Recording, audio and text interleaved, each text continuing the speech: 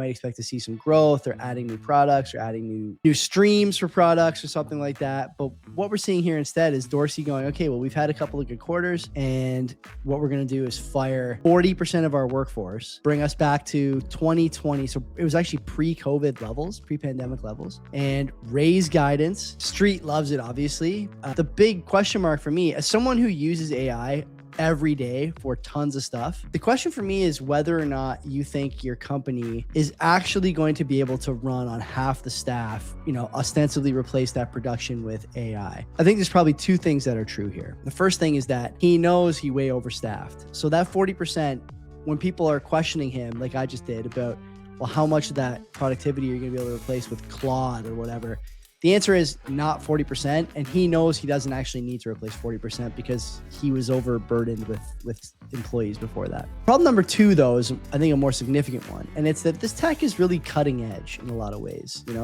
I look at my own use, and I'm not a power user of this stuff, but I'm working on getting better at it, and I'm amazed by what it can do. But I'm also amazed at how long it takes to really get an output you're comfortable with, and how much steering a quote unquote autonomous AI needs to get something done. Maybe 5 or 6 minutes will go by, it'll give me the stuff I'm looking for and some visualizations, and I can see where the data was pulled from, and it's there. But man, 20% of the time it gets it wrong. And so I'm not running a company like Block, which, by the way, does payments, Bitcoin stuff, mining, hardware wallets. So he says that, as far as like the AI tools doing the work, he says that 90% of the code written at Block now is done by AI first. So, presumably you have like senior engineers or whatever, reviewing it. I'm not sure. No bank is going to open a bank account. I'm not saying that this is not the case, that AI can't do certain things really well. It's one thing to do it on your desktop. It's another thing to do it for your billion-dollar company.